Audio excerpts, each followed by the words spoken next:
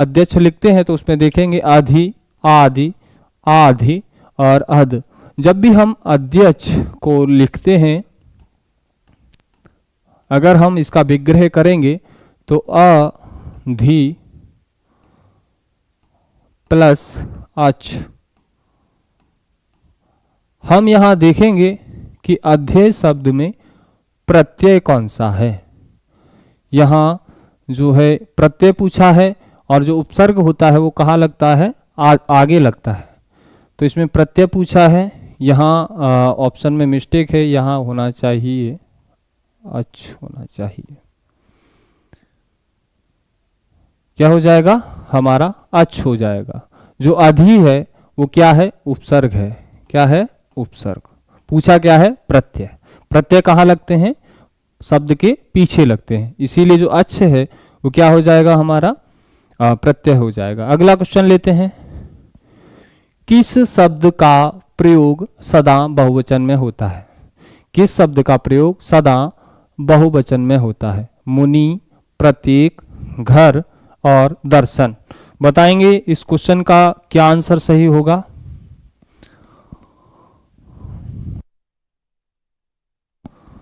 हम इस क्वेश्चन में देखेंगे, वीडियो जो नेटवर्क प्रॉब्लम थी वो दूर हो गई क्या, बताएंगे कमेंट में। हम यहाँ देखेंगे जो किस शब्द का प्रयोग सदा बहुवचन में होता है। मुनि, प्रत्येक, घर, दर्शन। हमारे जो तीनों शब्द हैं ये क्या है, हमारे एक वचन है। और जो दर्शन है ये हमेशा बहुवचन में प्रयुक्त होता है। मैंने आपके दर्शन कर लिए, मैंने ब्रह्मा जी के दर्शन कर लिए, मैंने गंगा माँ के दर्शन किए, मैंने हिमालय के दर्शन किए। इस तरह से जब हम दर्शन करने की बात आती है तो इस तरह से ही बोला या लिखा जाता है। और दर्शन के साथ ही बताएंगे कि जो हस्ताक्षर है ये क्या है, यह भी बहुवचन में आता है, यानी मैंने हस्ताक्षर कर दिए हैं। तो इसके साथ यह भी ध्यान रखेंगे। चलें अगला क्वेश्चन लेते हैं। अगला क्वेश्चन क्या है, कुर्सी पर मास्टर जी बैठे हैं। इस वाक्य में कौन सा कारक है। कुर्सी पर मास्टर जी बैठे हैं, तो यहां देखेंगे जो पर है इससे हमें पता चलेगा कि ये कौन सा कारक है। संप्रदान ये के लिए हो जाता है। संबंध कारक जहां जो है सो है, जैसा वैसा, जैसी वैसी। अधिकरण में क्या होता है, मैं और पर। कुर्सी पर, टेबल पर जो है, इस तरह के जो सूचक शब्द आते हैं वहाँ क्या होता है, अधिकरण।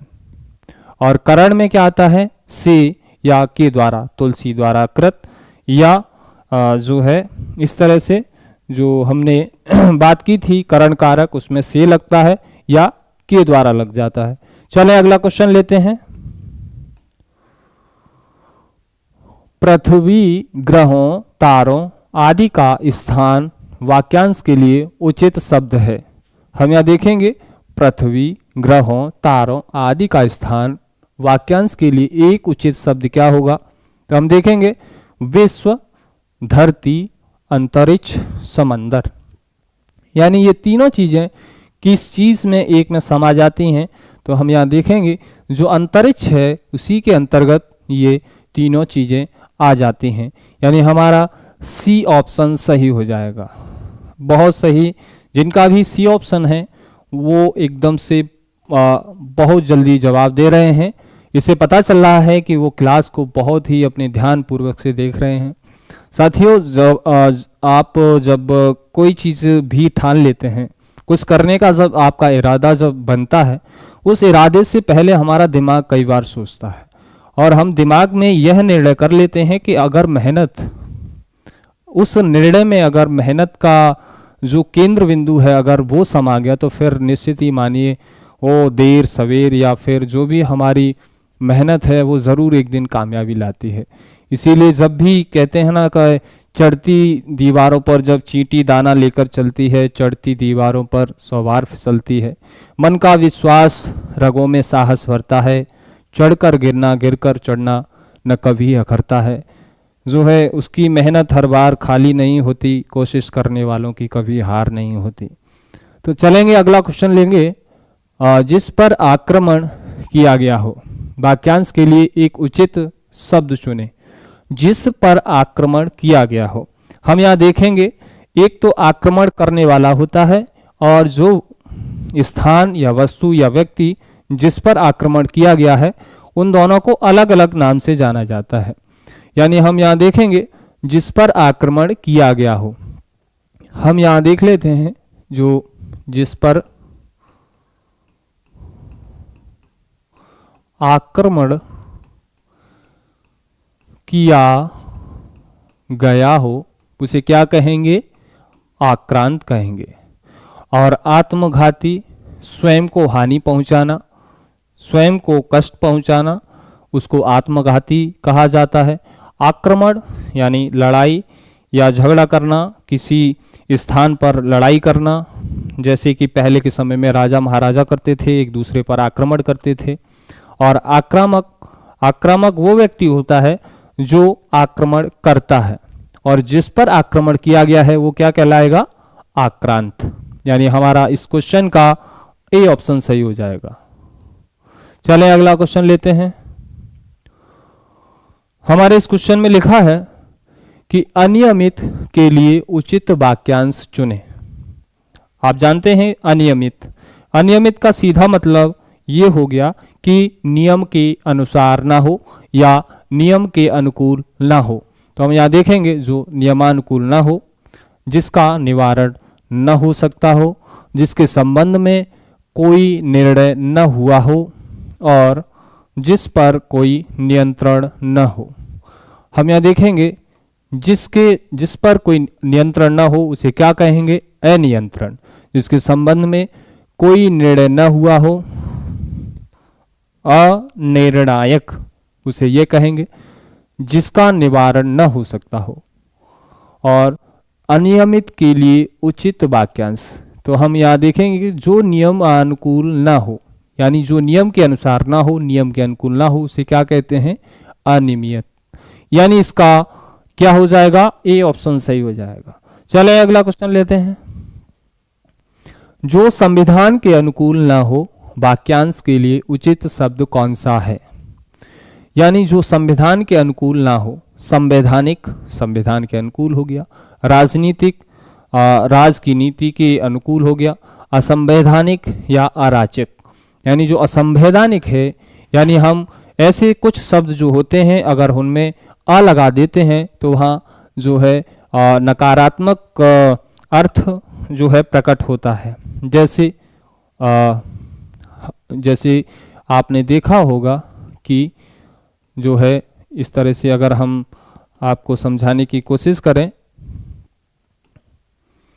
यहाँ आपने क्या देखा कि अनुकूल ना हो, असंवैधानिक और संवैधानिक। संवैधानिक यानी संविधान के अनुकूल, और अगर उसमें आ लगा दिया तो क्या हो गया? न का न हो। इस तरह से हम समझेंगे तो ये क्या हो गया? असंवैधानिक हो गया। चले अगला क्वेश्चन लेते हैं। अपना मकान कोट समान, लोकोक्ति का क्या अर्थ है? अपना मकान कोट समान। व्यक्ति को अपनी चीज अच्छी लगती है, मकान को गिरवी रखना, अपने घर में जो सुख है वह कहीं नहीं, मकान को किराए पर उठाना। बताएंगे इसका क्या सही जवाब होगा? बताएंगे साथियों इसका क्या सही जवाब होगा? अपना मकान कोट समान। तो यानी जो अपना मकान होता है वह कोट समान, यानी जो कोट है हम उससे कितना प्रेम करते हैं और वही हमें अच्छा लगता है। इसीलिए हम यहाँ समझेंगे कि व्यक्ति को अपनी चीज अच्छी लगती है, मकान को गिरवी रखना। 4 ऑप्शन है, यानी इसमें क्या है? अपने घर में जो सुख है वह कहीं नहीं है। क्या है? अपना मकान। और इसका एक और भी हम समझेंगे कि पराधीन सपनेऊ सुख नाई। उस लोकोक्ति का भी अर्थ यह हो जाता है। इसीलिए वहाँ हम ये समझेंगे कि अपना मकान कोट समान क्या हो जाएगा? अपने घर में जो सुख है वह कहीं नहीं है। इस लोकोक्ति का जो अर्थ होगा वह सी ऑप्शन में हो जाएगा। अगला क्वेश्चन, एक लाठी से हाँकना मुहावरे का क्या अर्थ होगा? एक लाठी से हाँकना का क्या अर्थ होगा, हम यहां देखेंगे।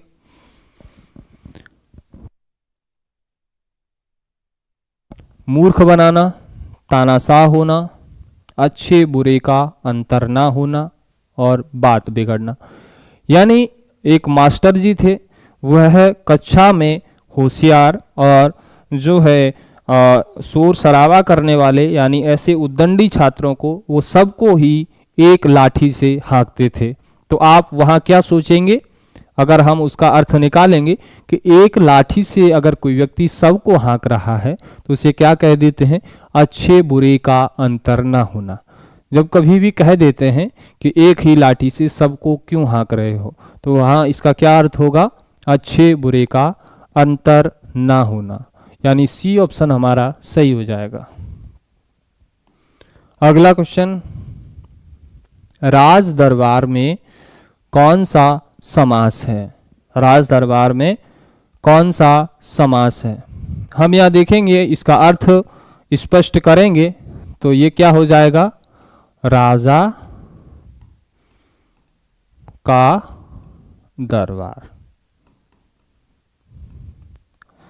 तो जब का लग जाए, से लग जाए, के द्वारा लग जाए, में लग जाए, पर लग जाए, के लिए लग जाए, तो ये कहाँ आते हैं? वो तत्पुरुष में आ जाते हैं। यानी और बहुब्रीहि में जहाँ दोनों पद किसी तीसरे अर्थ को प्रकट करें वहाँ बहुब्रीहि हो जाता है। अव्यय में बताया था आजन्म, आमरण, यथाशक्ति, रातों रात और हर एक, प्रत्येक, प्रतिदिन, इस तरह के जो शब्द आते हैं वो अव्ययी भाव में आते हैं। और कर्मधारय जो है जिसमें जो लगता है, जैसे नीलांबर और इस तरह के जो कर्मधारय में जो आते हैं उसमें आपने देखा होगा कि जो जरूर आता है। तो हम यहाँ किसकी बात कर रहे थे? राज दरबार में राजा का दरबार, और तत्पुरुष इसका सही आंसर हो जाएगा। जिन्होंने भी तत्पुरुष बताया है वो एकदम से सही। अगला क्वेश्चन लेते हैं, जल्दी से करेंगे इन क्वेश्चनों को। शाखा मृग शब्द में कौन सा समास है? हम यहाँ देखेंगे शाखा मृग शब्द जो दिया गया है उसमें कौन सा समास है। अब हम यहाँ थोड़ा सा और स्पष्ट करेंगे। जो शाखा मृग है, यहाँ दो पद हैं, शाखा और मृग।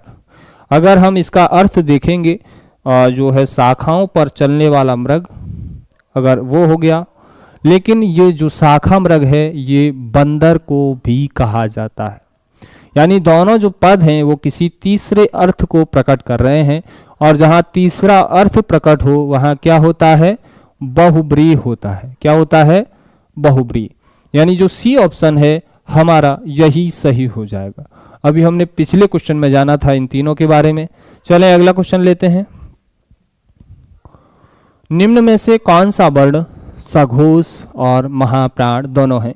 साथियों, सघोष, महाप्राण, अल्पप्राण यानी वर्णमाला से जो भी क्वेश्चन बनते हैं हम वहाँ कहीं ना कहीं थोड़ा बहुत शायद अटकते हैं। तो अगर हम यहाँ क्लियर कर लेंगे जो सघोष और महाप्राण है, अगर बार बार हम देखेंगे तो ये हमें निश्चित ही याद हो जाएंगे। सघोष मैंने बताया था आपको, जिस तरह से जो पहला, दूसरा, तीसरा, चौथा और जो पांचवा, हम यहाँ का से शुरू करते हैं। का यानी क वर्ग के पांचों जो वर्ण लिखेंगे, क, ख, ग, घ। अब हम यहाँ देखेंगे जो सघोष होता है उसको हम घोष भी कहते हैं। क्या कहते हैं? घोष। अब हम यहाँ देखेंगे जो घोष और सघोष एक ही बात होती है, और जो अघोष होता है वो क्या होता है? पहला और दूसरा होता है। ये क्या होता है? अघोष। क्या हो जाएगा? ये हो जाएगा आपका अघोष। और जो 3 और 4, 5 होते हैं ये क्या हो जाएगा? घोष। अब महाप्राण की जब हम बात करते हैं, महाप्राण, तो महाप्राण में याद रखिए जैसे हमारा पहला, दूसरा, तीसरा, चौथा, पांचवा, जो भी 5 तरह के जो हर क वर्ग के जो पांचों वर्ण हैं अगर हम उसमें देखेंगे महाप्राण, तो दूसरा और चौथा, कौन सा? दूसरा और चौथा, पहला, तीसरा, पांचवा, ये क्या होते हैं? अल्प प्राण होते हैं। और दूसरा और चौथा महाप्राण होते हैं। दूसरा और चौथा से आप समझेंगे, जैसे मैं आपको बता दूं कि का, ख, ग, घ और अंग। इसमें आप देखेंगे दूसरा क्या हो गया? ख, पहला, दूसरा, तीसरा और चौथा, ये क्या हो गए? महाप्राण। और का, ग और अंग, ये पहला, तीसरा, पांचवा, ये क्या हो गए? आपके अल्प प्राण होते हैं। अब हम यहां देख रहे थे, हमने महाप्राण समझा और सघोष समझा। सघोष को देखेंगे तो जो खा है वो क्या है? आपका अघोष हो जाएगा। गा है वो किस में चला गया? तीसरे में चला गया। यहां देखेंगे तो जो गा है हमारा तीसरे में चला गया, लेकिन महाप्राण नहीं है। महाप्राण कौन सा होता है? चौथा और दूसरा होता है। अब घा को देखेंगे, घा क्या है? हमारा महाप्राण है और सघोष भी है। तो हम यहाँ देखेंगे जो घा है हमारा दोनों जो है शब्दों को पूरा करता है, दोनों तरह का है, सघोष भी है और महाप्राण भी है। चलें अगला क्वेश्चन लेते हैं। ला का उच्चारण स्थान और प्रयत्न क्या है? यानी जो ला है इसका उच्चारण स्थान और प्रयत्न क्या है? तो हम देखेंगे जो ला है इसको पार्श्विक, इसका प्रयत्न है। पार्श्विक का मतलब ये होता है कि जीव के अगल बगल का भाग। जब भी हम ला को बोलते हैं तो हमारे जो है जीव के दोनों तरफ से हवा निकलती है, यानी जो ला का प्रयत्न है वो कहाँ से होता है? पार्श्विक होता है। यानी दोनों जीवों के अगल बगल से जब हम इसको बोलते हैं ला, तो ये दोनों जो जीव है वो दोनों तरफ टच करती है, इसीलिए ये पार्श्विक यानी छूती है। और ये कहाँ से बोला जाता है? ये दंत से बोला जाता है। कहाँ से? दंत से। तो हमारा ला का जो उच्चारण स्थान है वो क्या है? दंत है। और प्रयत्न क्या है? वो पार्श्विक हो जाएगा। चलें अगला क्वेश्चन लेते हैं। अक्षोहिणी का सही संधि विच्छेद क्या होगा? आप देख रहे हैं 4 ऑप्शन हैं। संधि विच्छेद से भी क्वेश्चन हमारे आते हैं, परीक्षाओं में बनते हैं। तो अक्षोहिणी का सही संधि विच्छेद क्या हो जाएगा? अक्ष प्लस हिणी, अक्ष प्लस ऊहिणी, अक्षो प्लस हिणी, अक्ष प्लस औहिणी। 4 ऑप्शन दिए गए हैं, इसमें से देखेंगे।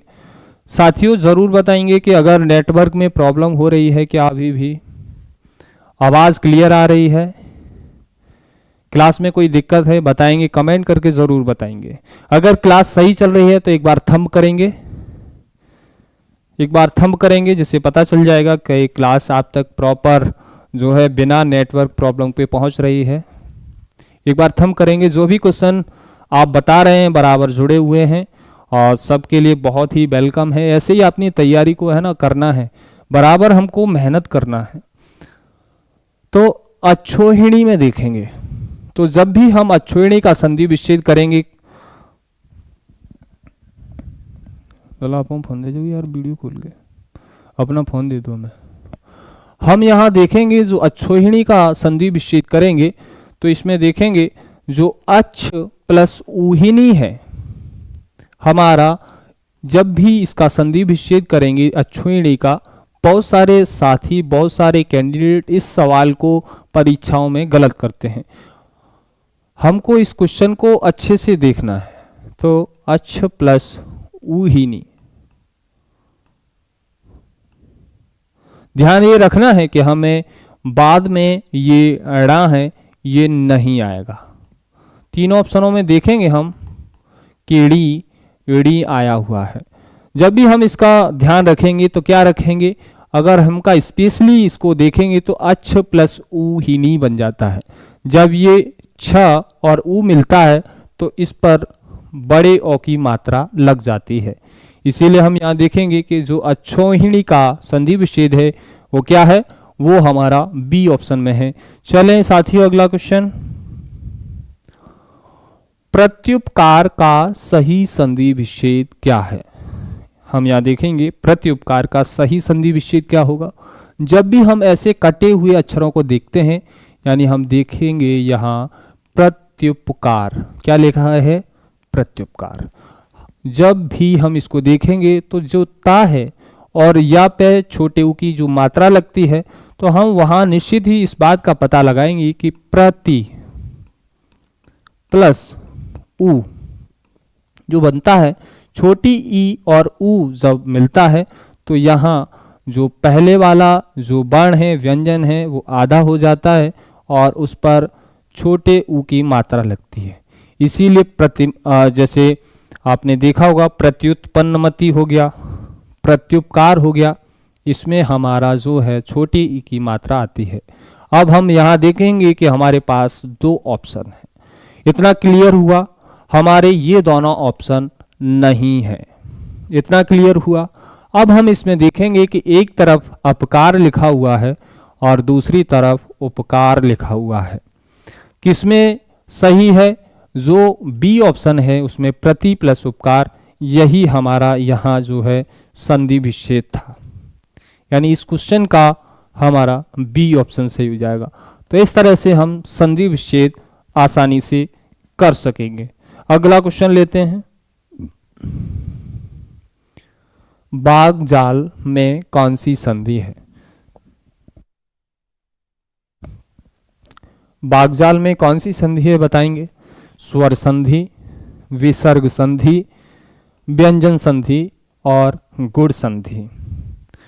संधि कितने प्रकार की होती है, संधि के कितने जो है संधि कितने प्रकार की होती है। संधि हमारी 3 प्रकार की होती है। स्वर संधि,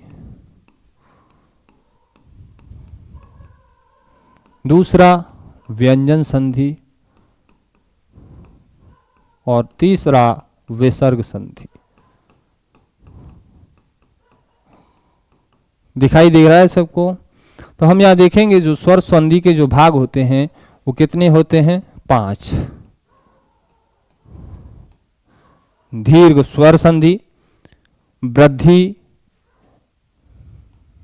दीर्घ, वृद्धि, गुण और अयाद्य और यड़। यानी जो हमारी स्वर संधि होती है वो कितने प्रकार की होती है, 5। और संधि जो होती है वो कितने प्रकार की होती है, 3, फर्स्ट, सेकंड एंड थर्ड। तो इस तरह से हम देखेंगे जो बागजाल है वो क्या है। बागजाल में हम देखेंगे कि व्यंजन संधि है। जब हम बागजाल की जो संधि विच्छेद करेंगे तो बाक प्लस जाल क्या हो जाएगा, बाक प्लस जाल। अब हम यहाँ देखेंगे जो का है और जा मिल करके क्या बनाता है, ग बनाता है। इस तरह से ये यहाँ क्या है, व्यंजन है। जब व्यंजन का जब साथ स्वर लग जाए तो वहाँ क्या होता है, व्यंजन संधि होता है। यानी जो बागजाल है वो किसका उदाहरण है, व्यंजन संधि का। जिन्होंने भी व्यंजन बताया है उनका एकदम से सही। तो हम यहाँ देखेंगे स्वर संधि, विसर्ग संधि, व्यंजन संधि। तो हमारा जो सी ऑप्शन है वही इसका सही आंसर हो जाएगा। चलें अगला क्वेश्चन लेते हैं। मेघ आए बड़े बनठन के संवर के, यहाँ कौन सा अलंकार है। किसी भी चीज का जब हम दोहा हो, कोई लाइन हो, अलंकार हो, जब हम वहाँ उसका अर्थ अगर समझ लेते हैं तो हमारे जो इस तरह के जो क्वेश्चन होते हैं उनको जो समझने में बहुत आसानी होती है।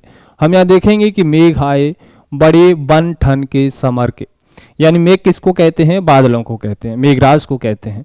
जब आपने देखा होगा जब बारिश का मौसम जब होता है तो मेघ आपने अपने आसपास बुजुर्गों को या किसी भी व्यक्ति को कहते ये सुना होगा कि आज बादल बहुत ही बन ठन के आए हैं, यानी आज खास अच्छी वर्षा होने वाली है।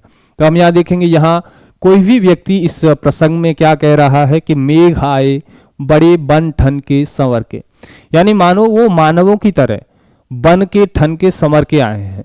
तो हम यहाँ देखेंगे विभावना, जहाँ बिना कारण के कार्य का होना पाया जाता है वहाँ विभावना कहते हैं। मानवीकरण, मानवीकरण जैसे आपने देखा होगा कि मेघ आए बड़े बन ठन के समर के, ये क्या है? प्राकृतिक चीजें हैं जहाँ मानवीय भेद आरोपित हो, इस तरह से महसूस हो कि वो मानव ही कार्य कर रहा है। तो इस तरह से जो जहाँ इस तरह का जो अर्थ निकले वहाँ क्या होता है? मानवीकरण। श्लेष, जहाँ एक शब्द के अनेक अर्थ हों। यमक, जहाँ शब्द एक से अधिक बार आए और अर्थ अलग अलग हों वहाँ यमक हो जाता है। इस क्वेश्चन का क्या हो जाएगा? बी ऑप्शन सही हो जाएगा। अगला हम देखेंगे ईशान शब्द किस दिशा के लिए प्रयुक्त होता है? ईशान आप जानते हैं कि हमारी जो है 4 दिशाएं होती हैं। कितनी? 4। ये क्या होता है? पूर्व, पश्चिम और ये उत्तर और दक्षिण। ये मोस्टली सबको पता रहता है, लेकिन हम यहाँ देखेंगे हमारी 4 उप दिशाएं होती हैं। इन दोनों के बीच, इन दोनों के बीच, इन दोनों के बीच और इन दोनों के बीच। तो हमारी जो ये होती है उत्तर और पूर्व के बीच ईशान हो जाती है और इसको आग्नेय बोला जाता है और इसको नैऋत्य बोला जाता है और जो हमारी ये होती है इसको वायव्य बोला जाता है। वायव्य, ईशान और आपकी आग्नेय और नैऋत्य। हम यहाँ देखेंगे कि ईशान, ईशान शब्द किस दिशा के लिए प्रयुक्त होता है? हम यहाँ देखेंगे ईशान कहाँ है? यहाँ है। यानी जो उत्तर दिशा है और पूर्व दिशा है, इन दोनों दिशाओं के जो बीच में है उप दिशा है उसको ईशान कहा जाता है। हम यहाँ ऑप्शन देखते हैं, उत्तर और पश्चिम के बीच की दिशा हमारे क्या है? उत्तर और पश्चिम वायव्य कहा जाता है, ये नहीं होगा। दक्षिण और पूर्व के बीच की दिशा, दक्षिण हमारा ये है और पूर्व ये है, उसका आग्नेय हो जाता है, यह नहीं होगा। उत्तर और पूर्व के बीच की दिशा, यानी जो उत्तर है और पूर्व है इसके बीच की दिशा है क्या है? ईशान। पूछा किसके बारे में गया है? ईशान के बारे में। यानी हमारा सी ऑप्शन सही हो जाएगा। जो भी सी ऑप्शन बता रहे हैं वो एकदम से सही। चलें अगला क्वेश्चन लेते हैं। अगोचर शब्द के लिए उचित वाक्यांश क्या है? जो है अगोचर, जिसका अनुभव शरीर को ना हो, जिसका अनुभव हृदय को ना हो, जिसका अनुभव इंद्रियों को ना हो, जो बुद्धि द्वारा न जाना जा सके। बताएंगे जल्दी से इसका क्या हो जाएगा? तो हम यहाँ देखेंगे जो अगोचर है इस शब्द का क्या अर्थ होता है? जिसका अनुभव इंद्रियों को ना हो। ये हमारे सांसारिक जो भी ज्ञान है उससे परे की चीज़ें होती हैं, इसीलिए जिसका अनुभव इंद्रियों को ना हो। तो क्या हो जाएगा इसका? सही, सी ऑप्शन सही हो जाएगा। अगला क्वेश्चन लेते हैं। जो पहले कभी न हुआ हो, वाक्यांश के लिए सही शब्द चुनिए। जो पहले कभी न हुआ हो। अद्भुत, अभूतपूर्व, अपूर्व, अनुपम। जल्दी से बताएंगे क्या हो जाएगा इसका? हम यहाँ देखेंगे जो कभी पहले न हुआ हो यानी अभूतपूर्व जो होता है वो इसी के लिए प्रयुक्त एक शब्द होता है। चलें अगला क्वेश्चन लेते हैं। दिए गए वाक्यों में शुद्ध वाक्य का चयन कीजिए। हम हमारी दैनिक रोजमर्रा में हिंदी भी बोलते हैं, लेकिन शुद्ध स्पष्ट हिंदी के लिए हमें थोड़ी मेहनत करनी पड़ती है। कभी कभी हम वही लाइन बोलते हैं, लेकिन अगर वो जिस तरह से जो मानक प्रश्नावली होती है उस तरह से हमारे शब्दों का वो कभी कभी अनुचित क्रम यानी गलत क्रम भी होता है। आपने देखा होगा कि चारों लाइनें एक जैसी लग रही होंगी। अगर हम इनको बारीकी से देखेंगे तो इनमें कहीं ना कहीं अशुद्धता है। तो हम यहाँ पहचान करेंगे। तलवार एक उपयोगी अस्त्र है। तलवार एक उपयोगी शस्त्र है। तलवार एक उपयोगी शास्त्र है। तलवार एक उपयोगी औजार है। औजार क्या होते हैं? चाकू हो गया, हथौड़ा हो गया, इस तरह के औजार कहे जाते हैं। और जो तलवार है एक उपयोगी शास्त्र है। शास्त्र नहीं होगा। शास्त्र किसे कहते हैं? पढ़ने वाली जो भी चीज़ें हो गई, पुस्तक हो गई, धार्मिक ग्रंथ हो गए, हम यहाँ देखेंगे तलवार एक उपयोगी अस्त्र है या शस्त्र है, हम इन दोनों में पहचान करेंगे। जो अस्त्र होते हैं और जो शस्त्र होते हैं उनमें अंतर समझेंगे। शस्त्र वो होते हैं जिन्हें हाथ में पकड़ करके चलाया जाता है, जैसे बंदूक हो गया और इस तरह के जो उपकरण हो गए, इस तरह के हथियार हो गए जिनको हाथ में पकड़ करके चलाया जाता है। और जो अस्त्र होता है वो फेंक कर चलाया जाता है, जैसे भाला हो गया और आपका जो भी फेंकने वाली चीज हो गई, बारूद के गोले हो गए, वो क्या है, अस्त्र हो गया। और जो तलवार एक उपयोगी क्या है, शस्त्र है। तलवार को हाथ में पकड़ करके चलाया जाता है, इसीलिए जो भी चीजें हाथ में पकड़ करके चलाई जाती हैं उनको शस्त्र कहा जाता है। और शुद्ध वाक्य का चयन करना था, तो तलवार क्या है, तलवार एक उपयोगी शस्त्र है। जिनका भी बी ऑप्शन सही है वो एकदम से सही है। मुझे एक मोती की माला चाहिए, इस वाक्य में किस प्रकार की अशुद्धि है? हम यहाँ देखेंगे कि मुझे एक मोती की माला चाहिए। अगर हम इसको सही करेंगे तो कैसे लिखा जाएगा, मुझे मोती की एक माला चाहिए। क्या चाहिए, मुझे मोती की एक माला चाहिए, ना कि मुझे, भाई एक मोती की माला भला बन सकती है क्या? यहां देखिए गौर से, मुझे एक मोती की, यानी एक मोती की माला कैसे बनेगी, लेकिन मुझे मोती की एक माला चाहिए, यानी शुद्ध ये हुआ। इसीलिए जो हमारा जो मोती था वो यहां आना था और एक इधर आना था। यानी क्या डिस्टर्ब हुआ है, इनका क्रम, यानी पद क्रम डिस्टर्ब हुआ है। शब्द ज्ञान की, पद क्रम की, विभक्ति की और पुनरुक्ति की। तो हम यहाँ देखेंगे जो पद क्रम है यही हमारी इस क्वेश्चन की मिस्टेक है, इसीलिए जो बी ऑप्शन है वही हमारा सही हो जाएगा। चलें अगला क्वेश्चन लेते हैं। उससे अब अकेला नहीं रहा जाता, इस वाक्य में कौन सा वाच्य है? कर्तवाच्य कर्ता के लिए, कर्मवाच्य जहाँ कर्म मेरे द्वारा जहाँ इस तरह के जो वाक्य आते हैं, और जो भाव वाच्य होते हैं, मुझसे उठा नहीं जाता, मुझसे चला नहीं जाता, इस तरह के जो वाक्य आते हैं वो कहाँ आते हैं, भाववाच्य में। यानी इस क्वेश्चन का सी ऑप्शन सही हो जाएगा। चलें अगला क्वेश्चन लेते हैं, बताएंगे इसका क्या होगा। जाकी रही भावना जैसी, प्रभु मूरत देखी तिन तैसी, यह पंक्ति किस भाषा में रचित है? ब्रज भाषा, अवधी, खड़ी बोली और मैथिली। यानी हम देखेंगे इस क्वेश्चन का क्या हो जाएगा। सबसे ये पहले देखेंगे ये जो लाइन लिखी है वो कहाँ लिखी है, रामचरितमानस में। और रामचरितमानस किस में लिखा गया है, अवधी भाषा में। यानी इस क्वेश्चन का बी ऑप्शन सही हो जाएगा। क्या हो जाएगा, बी ऑप्शन सही हो जाएगा। चलें अगला क्वेश्चन लेते हैं, जिनका भक्ति काल को स्वर्ण युग घोषित करने वाला प्रथम व्यक्ति कौन था? यानी भक्ति काल को स्वर्ण युग घोषित करने वाला प्रथम व्यक्ति कौन था? आचार्य रामचंद्र शुक्ल, हजारी प्रसाद द्विवेदी, जॉर्ज गियर्सन और मिश्र बंधु। हम यहाँ देखेंगे कि जो जॉर्ज गियर्सन था उसने भक्ति काल को स्वर्ण युग घोषित किया था। यानी इस क्वेश्चन का सी ऑप्शन सही हो जाएगा। अगला क्वेश्चन, निम्नलिखित में से कौन सा शब्द तत्सम नहीं है? यहाँ 4 ऑप्शन है, तो हम देखेंगे कपाट किवाड़ का हो जाता है, कुमार है जो है हमारा तद्भव है, बल्कि जो कुंभकार है वही इसका तत्सम होता है, इसीलिए जो कुमार है वह क्या है, तद्भव है, यानी तत्सम नहीं है।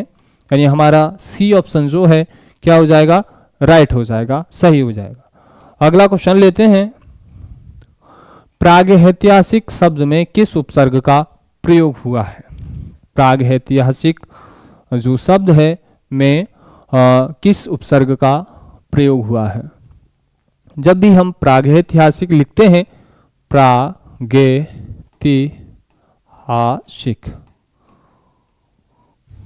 तो इसको लिखते हैं प्राक ए ते, क्या लिखेंगे इसको, ए ते हा सिक। यानी जब भी हम इसमें उपसर्ग लगाएंगे तो क्या लग जाएगा हमारा, प्राक। बी ऑप्शन हमारा सही हो जाएगा, इस क्वेश्चन का बी ऑप्शन सही हो जाएगा। अगला क्वेश्चन, उच्चारण शब्द में उपसर्ग है, उच्चारण शब्द में उपसर्ग क्या हो जाएगा, तो उच्च, उच्चा, उत और उ। जब भी हम लिखेंगे उत प्लस चारण तो इससे क्या बनता है, हमारा उच्चारण बन जाता है। यानी जो उत है वो क्या है, हमारा उपसर्ग हो जाएगा। यानी इस क्वेश्चन का सी ऑप्शन सही हो जाएगा। चले अगला क्वेश्चन लेते हैं। संत हृदय नवनीत समाना, कहा कविन परे कहे न जाना। इस पंक्ति में कौन सा अलंकार है, हम यहाँ देखेंगे जो संतों का हृदय होता है वो नवनीत समाना, यानी नवनीत किसको कहते हैं, मक्खन को। मक्खन की तरह संतों का हृदय एक दयालु होता है। यानी जो क्या कहते हैं, जो बाकी लोगों का हृदय अपने जो है अपने आप पिघलता है, और जो संतों का जो हृदय है वह दूसरों की पीड़ाओं से पिघलता है। कहा कबिन परे कहे न जाना। अब जो संतों का हृदय है वह औरों के दुख से, औरों के दर्द से पिघलता है। क्या कहा है, कहा कविन पर कहे न जाना। कवियों ने कहा है कि पर यह बात कही नहीं जाती। इस पंक्ति में कौन सा अलंकार है, जब इस तरह की बात हो, यानी यहाँ जो मक्खन है उसको संतों के हृदय के समान बताया गया है, तो वहां क्या और बात कही भी नहीं जा रही है। यानी इसको कहने में भी संकोच कहा जो है किया जा रहा है। जब ऐसी बात होती है तो वहां व्यतिरेक अलंकार हो जाता है। यानी इस क्वेश्चन का सी ऑप्शन सही हो जाएगा। चले अगला क्वेश्चन लेते हैं। अगले क्वेश्चन में लिखा है, विभावानुभाव व्यभिचारी संयोगादृश निष्पत्ति। इस सूत्र के प्रतिपादक कौन है, मम्मट, विश्वनाथ, भरत मुनि, पंडित राज जगन्नाथ। हम देखेंगे जो भरत मुनि हैं इसके सूत्र के प्रतिपादक हैं, इसीलिए हमारा इस क्वेश्चन का सी ऑप्शन सही हो जाएगा। इसको ध्यान में रखेंगे, इस सूत्र के प्रतिपादक कौन है, भरत मुनि है। फूले फले न बेत जदपि सुधा वर्षहि जलद। इस पंक्ति में अलंकार पहचानिए। अलंकार कभी कभी क्या होता है, हमें ऐसा मालूम पड़ता है कि यह बहुत ही जो है सूक्ष्म विश्लेषण के लिए सब्जेक्ट है। नहीं, हम अगर इन लाइनों का अर्थ समझना सीख गए तो हमारे लिए चीजें जो है बहुत आसान होती हैं। तो हम यहाँ देखेंगे, फूले फले न बेत जदपि सुधा वर्षहि जलद। यद्यपि सुधा माने वर्षहि जलद, यानी जो जलधि हैं यानी अंबर हैं, अंबरों से बरसात हो रही है, लेकिन जो बेत है वो न तो फूल रहा है, बेत एक तरह का पौधा समझ लीजिए, बेल समझ लीजिए, वो फिर भी फूल नहीं रहा है, फल नहीं रहा है। जहाँ कारण होते हुए भी, कार्य होते हुए भी कार्य का होना न पाया जाए, वहाँ क्या होता है, विशेषोक्ति हो जाता है। क्या हो जाता है, विशेषोक्ति। विरोधाभास में जहाँ चीजें विरोध कर रही हों, असंगति माने जहाँ असंगति हो, यानी दो चीजें जो असमान हो, मेल न खाती हों, वहाँ विरोधाभासी। जैसे ज्यों ज्यों बूढ़े श्याम रंग त्यों त्यों उज्जवल होए, वो इसका उदाहरण है। विभावना, जहाँ बिनु पद चले सुने बिनु काना, कर बिन कर्म करे विदनाना हो जाता है। तो इस क्वेश्चन का क्या हो जाएगा, ए ऑप्शन सही हो जाएगा। चलें अगला क्वेश्चन लेते हैं। सफेद घोड़े बहुत तेज दौड़ते हैं। इस वाक्य में विदेह पहचानिए। तो हमारा उद्देश्य और विधेय होता है, जो कर्ता को डिफाइन करता है, कर्ता के बारे में बताता है, वो उद्देश्य होता है, और विधेय जो इसके अलावा होता है वो विधेय हो जाता है। तो हम यहाँ देखेंगे इस वाक्य में विधेय पहचानिए। तो हमारा यहाँ देखिए सफेद घोड़े जो है ये क्या हो जाएगा, हमारा उद्देश्य हो जाएगा। बाकी का जो बचा है वो क्या हो जाएगा, बहुत तेज दौड़ते हैं। इस वाक्य में विधेय पहचानिए। तो सफेद घोड़े बहुत तेज दौड़ते हैं, घोड़े तेज। हम यहाँ देखेंगे बहुत तेज दौड़ते हैं, ये क्या हो जाएगा, विधेय हो जाएगा। इस क्वेश्चन का बी ऑप्शन सही होगा। अगला क्वेश्चन, प्रत्येक चरवाहे अपने अपने साथ एक लाठी रखते थे। इस वाक्य का शुद्ध रूप क्या होगा?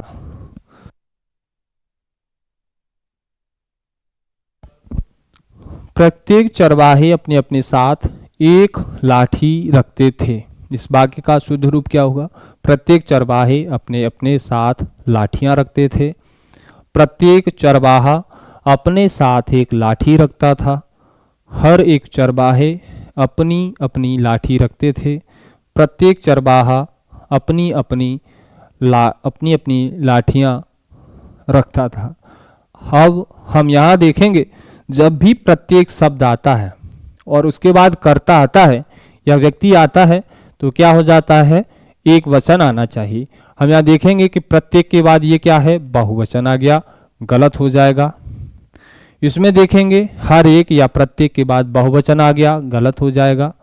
अब हम यहाँ देखेंगे कि हमारे दो ऑप्शन गलत हो गए हैं, दो ऑप्शन बचते हैं। प्रत्येक चरवाहा अपनी अपनी लाठियां रखता था। अगर यहाँ प्रत्येक आ ही गया है तो यहाँ बहुवचन नहीं आना चाहिए, यानी यहाँ एक वचन आना चाहिए। तो प्रत्येक चरवाहा अपने साथ एक लाठी रखता था, यही सही हो जाएगा। बी ऑप्शन हमारा शुद्ध वाक्य हो जाएगा। अगला क्वेश्चन,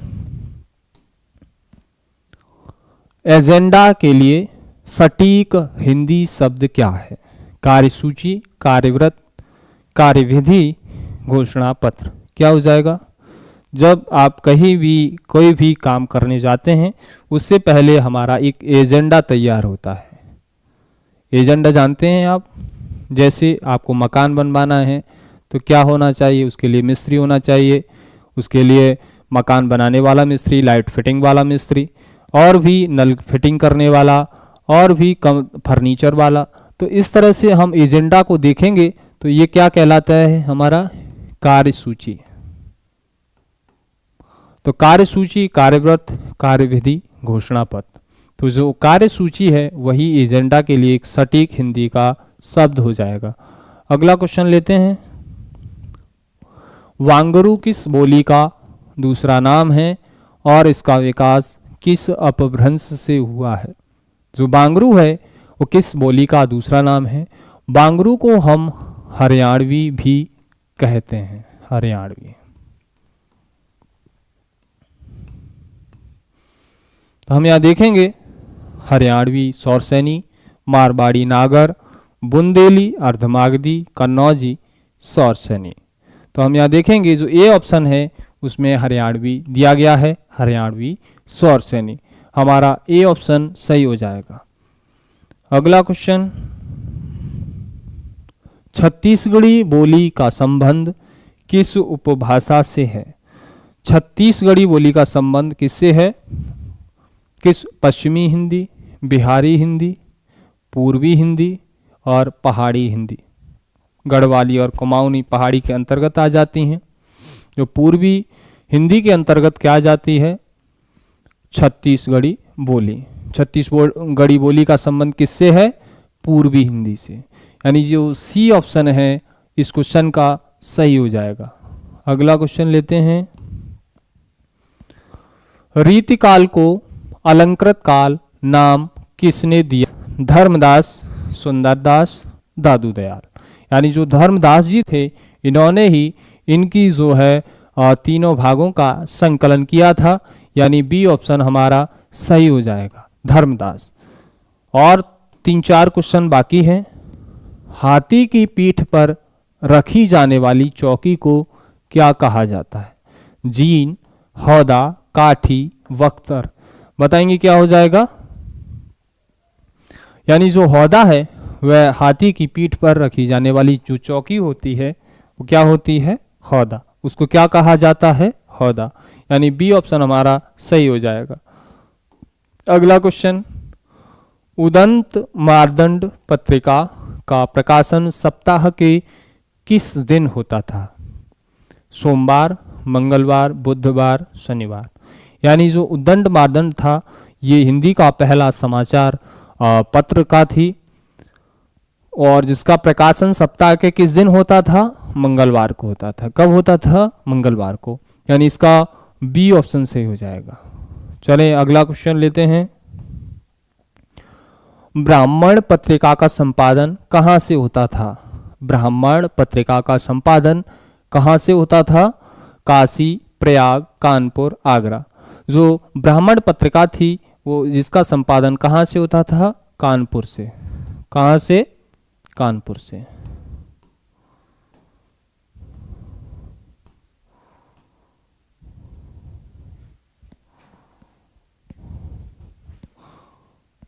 यानी इसका सी ऑप्शन सही हो जाएगा। अगला क्वेश्चन, ज्यों ज्यों बूढ़े श्याम रंग त्यों त्यों उज्जवल हुए, इस पंक्ति में कौन सा अलंकार है? यानी यहाँ क्या है? ज्यों ज्यों बूढ़े श्याम रंग, यहाँ श्याम रंग और त्यों त्यों उज्जवल हुए, यहाँ विरोध हो रहा है। तो विरोध जहाँ हो वहाँ क्या होता है? विरोधाभास। हमें यह ध्यान रखना है। अगला क्वेश्चन, प्रथम राजभाषा आयोग 1955 के अध्यक्ष कौन थे? जो राजभाषा आयोग का गठन किया गया था उसके अध्यक्ष कौन थे? बताएंगे। वीजी खेर, गोविंद बल्लभ पंत, काका कालेलकर, पुरुषोत्तम दास टंडन। कौन थे? तो जो बीजी खेर थे वो प्रथम राजभाषा आयोग के कौन थे? अध्यक्ष थे। यानी ए ऑप्शन हमारा सही हो जाएगा। इस क्वेश्चन का ए ऑप्शन सही हो जाएगा। अगला, विश्व हिंदी सचिवालय कहाँ स्थित है? विश्व हिंदी सचिवालय कहाँ स्थित है? Bharat, Mauritius, Suriname, Fiji. बताएंगे क्या हो जाएगा? जो है विश्व हिंदी सचिवालय कहाँ है? मॉरिशस में है। इस क्वेश्चन का बी ऑप्शन सही हो जाएगा। अगला क्वेश्चन लेते हैं। दक्षिण भारत हिंदी प्रचार सभा का मुख्यालय कहाँ स्थित है? दक्षिण भारत हिंदी प्रचार सभा का मुख्यालय कहाँ है? हैदराबाद, बंगलौर, चेन्नई और मद्रास। क्या हो जाएगा? जो हमारा जो चेन्नई है यानी मद्रास है वो क्या है? दक्षिण जो है भारत हिंदी प्रचार सभा का मुख्यालय हो जाएगा। सी ऑप्शन इस क्वेश्चन का राइट आंसर हो जाएगा। अगला क्वेश्चन लेते हैं। इलायची का तत्सम शब्द कौन सा है? क्या हो जाएगा? एला, इला, अल्लिका और एली। यानी जो एला है वह है इसका तत्सम हो जाएगा। अगला क्वेश्चन लेते हैं लास्ट। अर्क और अर्घ का सही अर्थ युग्म पहचानिए। यानी जो अर्क होता है उसको क्या कहा जाता है और अर्घ को क्या कहा जाता है? सूर्य और पूजा का जल, बी, सी और डी। तो यानी जो अर्घ होता है ये जो है पूजा का जल होता है और अर्क जो है इसको क्या कहते हैं? सूर्य भी कहते हैं। यानी जो ए है सूर्य और पूजा का जल, यही हमारा जो है राइट आंसर हो जाएगा। अगला क्वेश्चन आपके लिए है, इसका जवाब कमेंट बॉक्स में दीजिएगा। जो है वह लाठी के सहारे चलता है, यहाँ के सहारे, यहाँ के सहारे अव्यय का कौन सा भेद है? स्थानवाचक, क्रिया विशेषण, संबंध बोधक, विस्मयादि बोधक और निपात। साथियों, ये आज की जो क्लास के जो भी क्वेश्चन थे आपकी तैयारी को बताएगा, इसीलिए आपका क्या स्कोर आपकी तैयारी को बताएगा, इसीलिए आपका क्या स्कोर रहा उसको भी बताएंगे। और चलते हैं, स्वस्थ रहिए, तब तक मिल